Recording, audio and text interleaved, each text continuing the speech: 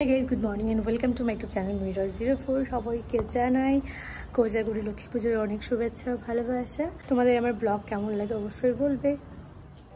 লক্ষ্মী পুজো মানেই তো একটু ঘর সাজানো, একটু আলপনা দেওয়া।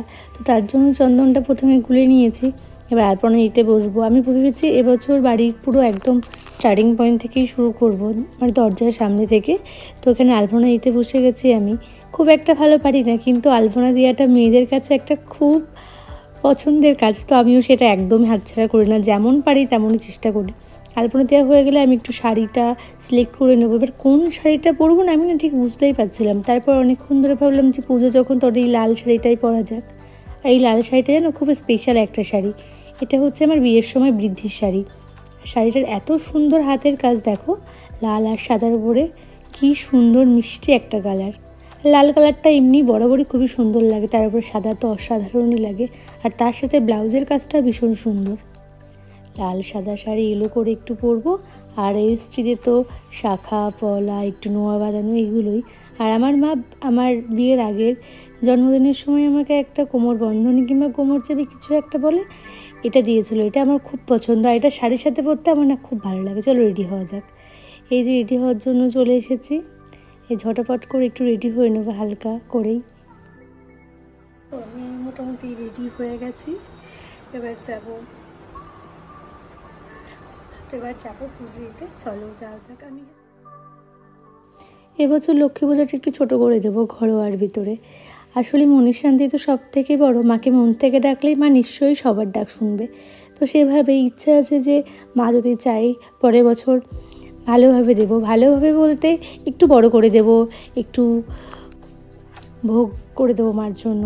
তো যা হোক, পুজোর জিনিসপত্র আমি গুছিয়ে নিই, আর তারপর পুজো করতে বসে যাব।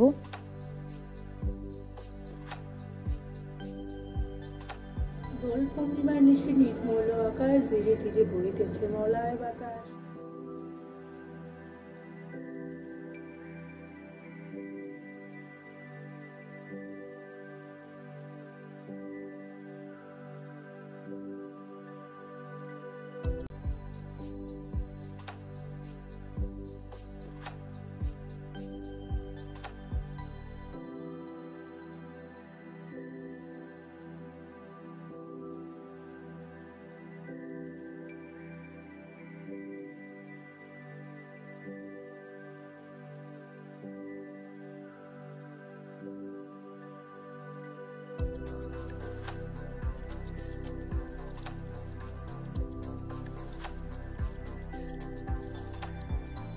এই দেখো আমার ছোট্ট সিংহাসনে মা লক্ষ্মী আলো করে বসে আছে। পুজো দেওয়া হয়ে গেছে। চলো আমাদের আলপনাটা দেখাই তোমাদের।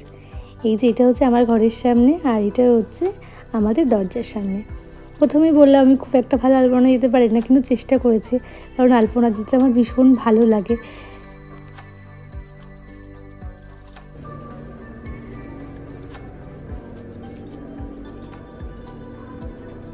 আসলে মন থেকে কোনো কাজ করলে না জিনিসটা সবসময় সুন্দর হয়। তো সবাইকে ভোগ দেওয়া হয়ে গেছে, এবার আমি একটু প্রসাদ নিয়ে বসবো। আমার ভিডিও তোমাদের কেমন লাগে আমাকে অবশ্যই কমেন্ট করে জানাবে। আমার ভিডিও যদি তোমাদের ভালো লেগে থাকে তাহলে একটা লাইক, কমেন্ট আর চ্যানেলটা একটু সাবস্ক্রাইব করে দেবে। ভিডিওটা এই পর্যন্ত, দেখা হবে অন্য কোনো ব্লগে। এখনকার জন্য টাটা।